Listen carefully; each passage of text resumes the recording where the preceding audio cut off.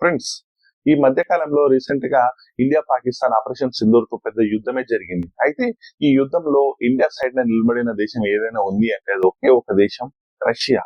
Russia ఇండియాని డిప్లొమసీలోనే support చేయకుండా తన యొక్క డిఫెన్స్ టెక్నాలజీతో ఇండియాకి సపోర్ట్ గా నిలిచింది. ముఖ్యంగా చెప్పాలంటే S-400, మనం సుదర్శన చక్రంగా పిలుచుకునే S-400 ఇది రష్యన్ టెక్నాలజీ. రష్యా నుంచే మనము ఈ డిఫెన్స్ ని మనం తెచ్చుకున్నాం. అయితే ఈ S-400 ఏం చేసిందంటే శత్రు దేశమైన పాకిస్తాన్ నుంచి వచ్చే ఫైటర్ జెట్స్ కానివ్వండి, మిసైల్స్ కానివ్వండి, డ్రోన్స్ నుంచి కానివ్వండి, వాటిని తిప్పి కొడుతూ వాటిని గాల్లోనే పెంచేసి మన భారత భూభాగంలోకి రాకుండా చేసింది. దీంతో ఇండియాలో పెను ప్రమాదం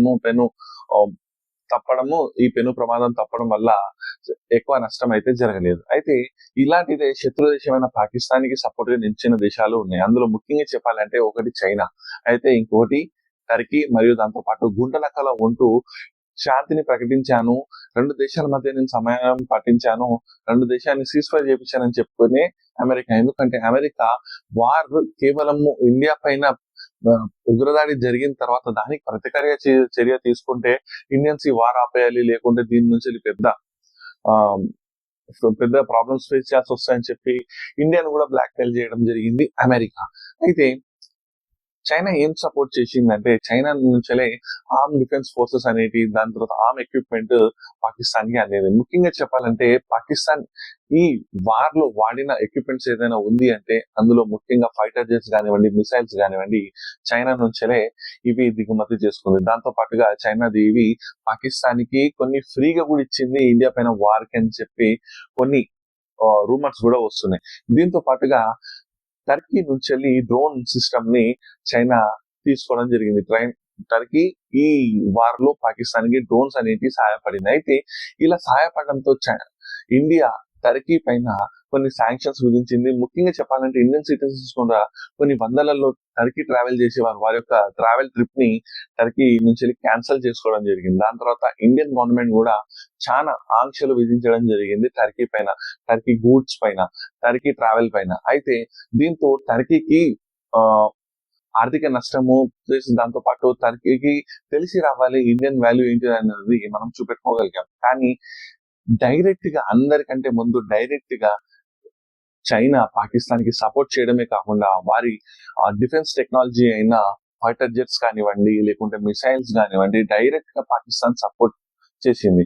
అయితే ఇంతటి సపోర్ట్ చేసిన చైనాకి ఇండియా ఎందుకు ప్రతీకార చర్య జరగలేదు? ఇది వరకు ఇలాంటి చైనా నుంచి ఏదైనా థ్రెట్ వస్తే ఇండియన్ గవర్నమెంట్ ఏం చేసింది, కొన్ని యాప్స్ అనేవి బ్యాన్ చేయడం అనేది జరిగింది. అయితే యాప్స్ బ్యాన్ చేయడం వల్ల ఏమీ జరగదు, ఎందుకంటే చైనా పైన ఇండియా అధికంగా ఆధారపడింది. ఎందుకు అంటే నేను మాట చెప్పడానికి కారణం ఏంటంటే ఇంత వార్ జరుగుతున్న శత్రు దేశానికి చైనా కంప్లీట్ ఫ్రీ హ్యాండ్ ఇచ్చి చైనా సపోర్ట్ చేసినప్పటికీ, చైనా మన వైపు నిలబడినప్పటికీ చైనా పైన మనం ఆధారపడడం. చైనా నుంచి వచ్చే గూడ్స్ ని మనము శాంక్షన్స్ విధించాలి, చైనా పైన మనం ఎలాంటి శాంక్షన్స్ విధించాలి. చూసినట్లయితే మనం అటు టర్కీకి చేశాం కానీ ఇటు చైనాకి చేయలేకపోతున్నాం. ఎందుకు అంటే చైనా పైన అధికంగా మనం ఆధారపడడమే. ఒకవేళ చైనాని కనుక మనం ఆంక్షలు విధించినట్లయితే ఇండియా నుంచి చాలా వరకు టెక్నాలజీ దూరం అవుతుంది. ముఖ్యంగా చెప్పాలంటే మన ఇండియాలో వాడే సెల్ ఫోన్స్ కానివ్వండి, ల్యాప్టాప్స్ కానివ్వండి, దాని తర్వాత మిషనరీస్ కానివ్వండి, ఫార్మాసిటికల్ కానివ్వండి, ఈ ఇండస్ట్రీస్ అన్ని పడిపోవడం అనేది జరుగుతాయి. అందువల్లనే ఆ భయంతోనే ఇండియా చైనా నుంచి అంటే ఎలాంటి ఆంక్షలు విధించలే, చైనా నుంచి యుద్ధం చేయలేదు. అంటే చైనా పైన మనము డిప్లొమాటిక్ గా కానివ్వండి, యుద్ధ పరంగా కానివ్వండి, లేకుంటే వారి యొక్క ఆర్థికాన్ని కానివ్వండి మనం ఛాలెంజ్ చేయలేని స్థితి. ముఖ్యంగా చెప్పాలి అంటే అసలు చైనా పైన ఇంత ఆధారపడడానికి గల కారణాలు ఏంటి, ఇండియా చైనా ట్రేడ్ డిఫిషియన్సీ ఎంత ఉంది, ఈ విషయాలన్నీ మనం ఈ వీడియోలో తెలుసుకుందాం. ఇక లేట్ చేయకుండా మన వీడియోలోకి వెళ్ళిపోదాం. Let's get into the video.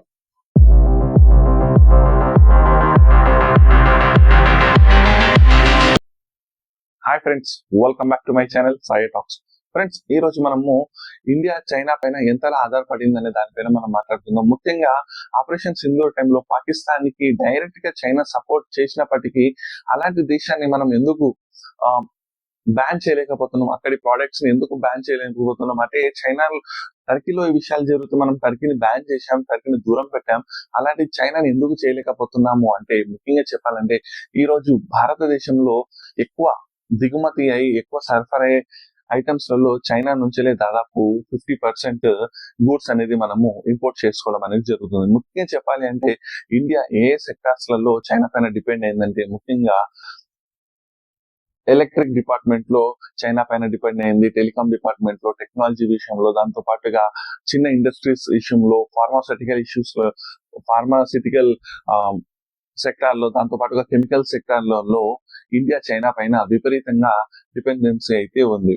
అయితే ముఖ్యంగా చెప్పాలి అంటే ఏదైతే ఎలక్ట్రిక్ గూడ్స్ ఉన్నాయో, ల్యాప్టాప్స్ కానివ్వండి, సెల్ ఫోన్స్ కానివ్వండి, టీవీస్ కానివ్వండి, కంప్యూటర్స్ కానివ్వండి, ఇందులో తయారయ్యే కాంపోనెంట్స్ మరియు సెమీ కండక్టర్స్ ఏదైతే మెయిన్ గా యూజ్ అవుతాయో ఈ ఐటమ్స్ అన్ని చైనా నుంచే ఇండియా దిగుమతి చేసుకుంటుంది. ఇవి లేకపోతే ఈ ఐటమ్స్ ఏవి తయారవు, కేవలం ఇండియాలో అసెంబ్లింగ్ మాత్రమే అవుతుంది. దీంతో ఇండియాలో అసెంబ్లీ అయిన తర్వాత దీన్ని మేడ్ ఇన్ ఇండియా అని చెప్పి మనం లేబలింగ్ చేసుకుంటాం. కానీ రియాలిటీని చూసుకుంటే చైనా నుంచే 70% ఈ ఐటమ్స్ ఏదైతే కాంపోనెంట్స్ ఉన్నాయో, సెమీ కండక్టర్స్ ఉన్నాయో, దాంతో పాటుగా ఏవైతే సెమీ కండక్టర్స్, దాంతో పాటు ఏవైతే ఉత్పత్తి ప్రోడక్ట్స్ ఉన్నాయో ఇవన్నీ చైనా నుంచి మనము దిగుమతి చేసుకుంటాం. దీని నుంచి మనం ఎక్కువ ఆధారపడుతుంటాం. ఒకవేళ చైనా నుంచి మనం ఇవన్నీ బ్యాన్ చేసినట్లయితే ఇవన్నీ ఆగిపోవడం అనేది జరుగుతుంది. దీని నుంచి ఇండియాలో చాలా వరకు సెల్ ఫోన్స్, ల్యాప్టాప్స్ ఖరీదు అనేది పెరిగిపోతుంది. ఎందుకంటే చైనాని మనం ఆపినట్లయితే వేరే దేశం నుంచి కొనుక్కోవాల్సి వస్తుంది. అలాంటి టైంలో యూరోపియన్ మరియు యుఎస్ లాంటి కంట్రీస్ లో చాలా హై ఎండ్ ప్రైస్ ఉంటాయి. ఇలాంటి కంపోనెంట్స్ చాలా చీప్ ధరకి చైనా తయారు చేయడం అనేది జరుగుతుంది. దీనివల్ల మనకు ఎలక్ట్రానిక్స్ దాంట్లో చాలా ఎఫెక్ట్ అనేది వస్తుంది ఇండియాకి. ముఖ్యంగా చెప్పాలంటే ఇంకోటి టెలికాం రంగంలో హువాయి, ఎల్టీఈ లాంటి కంపెనీస్ పైన ఇండియా చాలా ఆధారపడింది. ముఖ్యంగా చెప్పాలి అంటే ఇండియా నుంచి 40-50% టెలికాం సర్వీసెస్ చైనా నుంచే వస్తాయి. అయితే వీటిని బ్యాన్ చేసింది ఇండియా. ఎందుకు బ్యాన్ చేసిందంటే సెక్యూరిటీ కన్సర్న్స్ వల్ల, భద్రత లోపాల వల్ల వీటిని బ్యాన్ చేసినప్పటికీ ఇప్పటికీ చైనా నుంచి ఎక్కువ టెక్నాలజీ అంటే టెలికాం టెక్నాలజీ ఇండియా యూజ్ చేయడం అనేది జరుగుతుంది. ఇవే కాకుండా ముఖ్యంగా చెప్పాలంటే వరల్డ్ ఫార్మాసిటికల్ క్యాపిటల్ గా పిలువబడే ఇండియా చైనా పైన 70% ఆధారపడింది. ముఖ్యంగా చెప్పాలి అంటే పారాసెటమాల్, డోలో, ఇవే కాకుండా అజిత్రోమైసిన్ లాంటి మెడిసిన్స్ ఇండియా చైనా పైన డిపెండెన్సీగా ఉందంటే మీరు నమ్మగలుగుతారా? దాదాపు 70% ఆఫ్ ఈ డ్రగ్ ప్రోడక్ట్స్ ఏదైతే ఉన్నాయో ఇండియా చైనా పైనే ఆధారపడింది. కరోనా లాంటి సిచ్యువేషన్ లో ఇవి అందక చాలా వరకు ఇండియాకి ప్రాబ్లం కూడా అయింది. ఇలాంటి మెడికల్ ఎక్విప్మెంట్ ఇవి ప్రపంచ దేశాలలో మనము ఫార్మాసిటికల్ గా పెద్దగా చెప్తున్నాం కానీ, ఫార్మా క్యాపిటల్ గా చెప్తున్నాం కానీ ఇలాంటి చిన్న చిన్న మెడిసిన్స్ కూడా మనము చైనా నుంచి ఆధారపడాల్సి ఉంటుంది. ముఖ్యంగా చెప్పాలంటే వైద్య పరికరాలు, ఇంకా టెస్టింగ్ కి, ల్యాబింగ్ కి సరిపడే యంత్రాలు ఏదైతే ఉంటాయో అవి కూడా మనం చైనా నుంచే ఇంపోర్ట్ చేసుకోవడం అనేది జరుగుతుంది.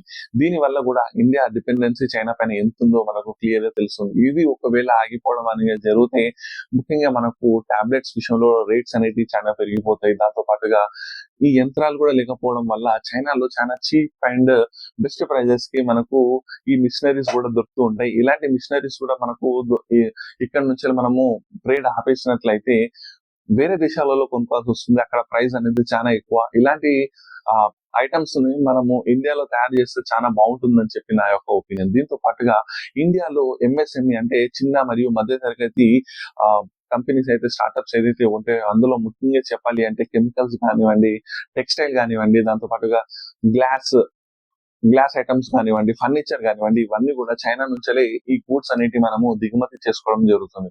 ఈ గూడ్స్ మనం దిగుమతి చేసుకోవడంతో మనకు తక్కువ ప్రైస్ లో ఇవి దొరకడం వల్ల మనకి ఇక్కడ ఇండస్ట్రీస్ కూడా బతకడం అనేది జరుగుతుంది. ఒకవేళ ఈ గూడ్స్ ని కూడా మనం ఆపినట్లయితే ఇక్కడి చిన్న మరియు మధ్య తరగతి కంపెనీస్ ఏదైతే ఉన్నాయో, స్టార్ట్అప్స్ ఏదైతే ఉన్నాయో ఇవి వాటికి తగ్గట్టుగా పర్ఫామ్ చేయలేవు. ముఖ్యంగా చెప్పాలంటే ఇక్కడ ఉత్పత్తి ప్రోడక్ట్స్ హై ఎండ్ కాస్ట్, ఇవి ఉత్పత్తి చేసి మళ్ళీ సరఫరాలకు వచ్చే వరకు దీని కాస్ట్ అనేది చాలా ఎక్కువ ఉంటుంది. కానీ చైనాలో వీటి కాస్ట్ చాలా తక్కువ, వీటి ఉత్పత్తి చాలా లార్జ్ స్కేల్ లో అక్కడ ఉత్పత్తి అనేది జరుగుతుంది. దీని వల్ల ఇండియాలో కూడా ఇవే ఉత్పత్తులు సరఫరా అయి ఇక్కడ నుంచే మనము టెక్స్టైల్ లో కానివ్వండి, కెమికల్స్ లో కానివ్వండి, టాయ్స్, చిన్నపిల్లలు ఆడుకునే వస్తువులు కూడా చైనా నుంచి ఎక్కువ వస్తూ ఉంటాయి.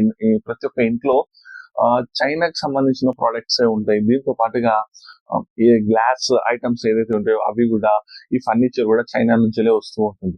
ఇంతలా మనము హోమ్ నెసెసరీస్ కి, హోమ్ యాక్సెసరీస్ కి కూడా మనము డిపెండ్ ఉన్నాం మనము చైనా పైన.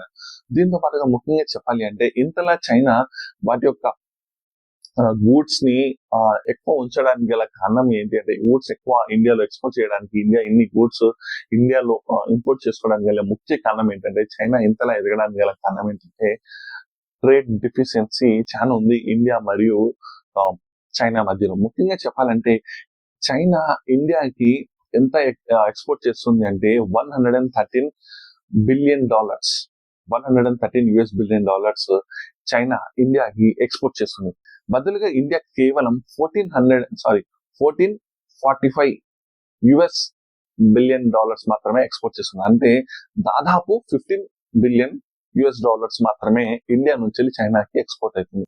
అంటే దాదాపు $100 బిలియన్ సరఫరా అనేది తక్కువ. ముఖ్యంగా చెప్పాలంటే చైనా ఒక $115 బిలియన్ ఇండియాకి పంపిస్తే, ఇండియాలో అమ్మితే, ఇండియా కేవలము $15 బిలియన్ మాత్రమే చైనాలో అమ్ముతుంది. అంటే ఇక్కడ నుంచి మనకి ఏం తెలుస్తుంది, దాదాపు $100 బిలియన్ డిఫిషియన్సీ అయితే ఉంది. అంతలా చైనా ఎక్కువ వారి యొక్క ఉత్పత్తులను ఇండియాలో ఎక్స్పోర్ట్ చేయడం అనేది జరుగుతుంది. దీని నుంచి మనకు క్లియర్ అర్థమవుతుంది ఇండియా ఎంతలా చైనా పైన ఆధారపడుతుంది అని చెప్పడానికి.